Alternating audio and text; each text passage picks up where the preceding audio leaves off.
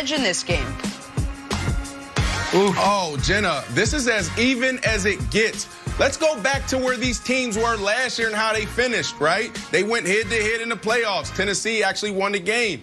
But how did they get there? Well, running the ball, Derrick Henry, and then on the Ravens side, they had 2 or 3 guys that really was getting it done. Defensively, they played lights out. Now let's fast forward to this year. Defensively, both of these defenses are depleted. They're not playing at the level they played last year. Offensively, you know, they're still running the ball and leaning on the play action. But when I answer the question, I got to go with the Baltimore Ravens. They have a slight edge because they have that guy right there throwing that ball, Lamar Jackson, the most freakish athlete on the planet right now. So he gives them the edge because they're so close in everything that they do. This, Brandon, is the game of Wild Card weekend, and I don't know if we can do this. Can we put Brandon on the screen as well? Because I got something to tell him. Yeah, we can do that. Because Brandon, if you've been watching this show for quite some time, you know this. Brandon, you have been searching for something. You said you've actually been searching for this for years. The next version of the 05 Pittsburgh Steelers. You have assigned that to the Tampa Bay Buccaneers. What if I'm here to tell you it might be the Baltimore Ravens?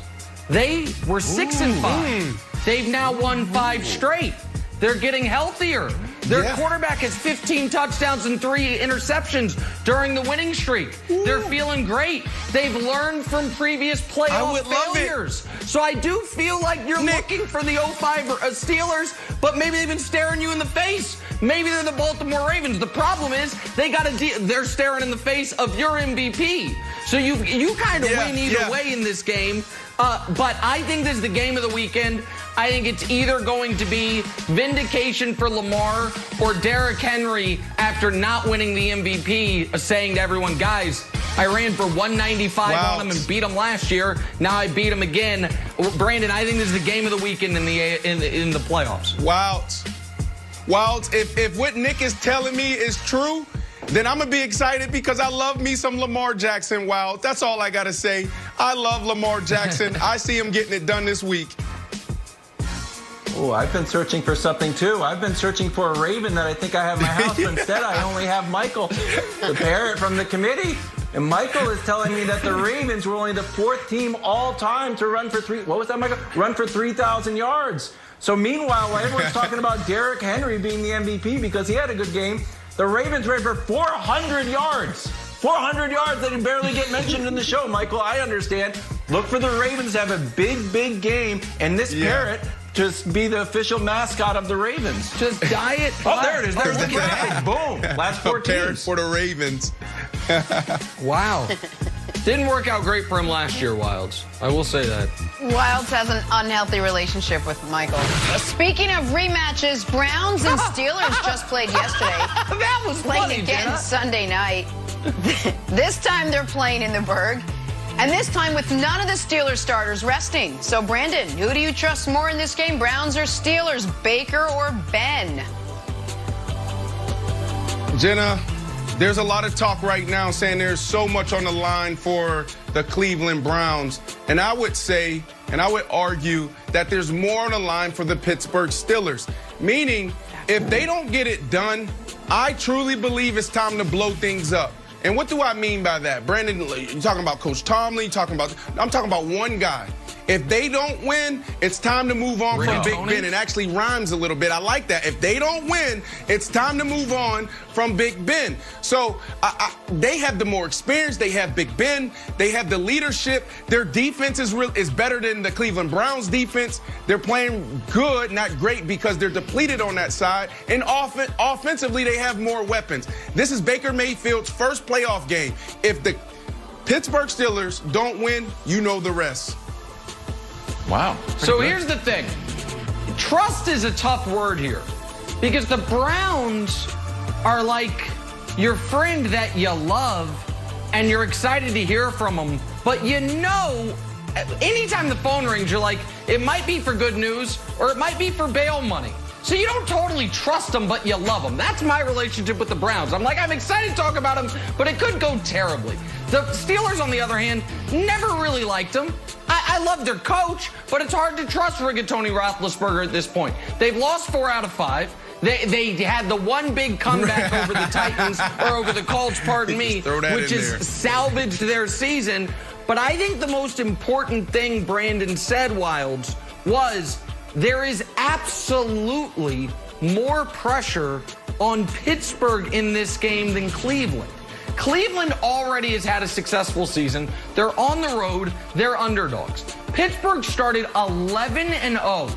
If you go from 11-0 to 12-4 and one and done in the playoffs, there's a word for that. It's called collapse. And there will be real questions about Big Ben's future and real questions about this. Will the consensus be next year they go into the season with the worst quarterback in their division? Baker, Lamar, Burrow, Big Ben. And so you got an argument there, buddy. I don't really trust either of these teams, but gun to my head, I trust the Browns more because I trust their quarterback more, Wilds. Don't put a gun to your head. No, I trust the Steelers far more. Brandon, I think you make a great point that you have to think about moving on, because if Big Ben can't get it done with a week of rest, I think just moving forward, he's certainly not going to get healthier next year. He's not getting younger next year. But here's why I trust the Steelers. Fighting each other on the sidelines. And Mike Tomlin loved it. During the game yesterday, 2 defensive linemen got into it, and it's like, oh no, is this a cause for concern? And Mike Tomlin was like, no, what? No, this is what I like. The Steelers going at each other week 17. Yeah. This is great. I thought this would be like a little bit damaging to team chemistry, and Mike Tomlin after the game like, nah, this is what we like. It gets scrappy. So look out for the Steelers. You know you're fired up for the other team if you're willing to fight your own guys. Wild, why'd you show me this? I'm getting all riled up. That's a Buffalo. Who else is getting riled up? Buffalo Bills. They're getting set to host Phillip Rivers and the Colts. Bills are red hot. Their only loss since week 6 was that Hail Murray out in Arizona. So, Brandon, who wins this game? Your Colts or your Bills? Easy.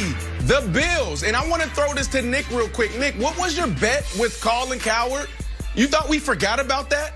And I didn't think you tell America what your bet was? Yeah, good call. If the Bills make the AFC Championship game or further, then I have to do, I forget what they call it. They call it like the Taco Ron or something. I don't know, in Buffalo. I get sprayed in the face with ketchup and mustard. And if the Bills lose their first playoff game, Colin gets sprayed in the face with ketchup and mustard. That's the bet. AFC Championship game or further, I lose their first playoff game, he loses. Go ahead, Brandon. That's the bet.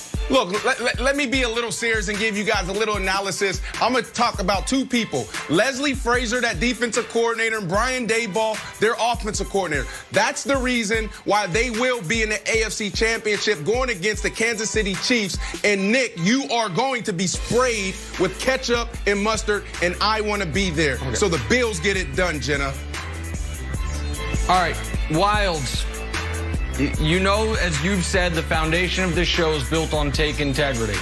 And so longtime viewers of this show will know that this is somewhat of a perfect storm for me. Because you have the Bills and Josh Allen, who I've doubted all year, going up against a guy I've done nothing but support. I've always had his back. I went on Twitter this weekend and said he's a first ballot Hall of Famer. I said it's unfair to say he can't get it done in big moments in the playoffs. He's got a lot left. Other people are talking about him going to coach high school football, being a commentator. I'm like, no, Phillip Rivers. This is the best team you've been on in years, and this is your chance to prove it.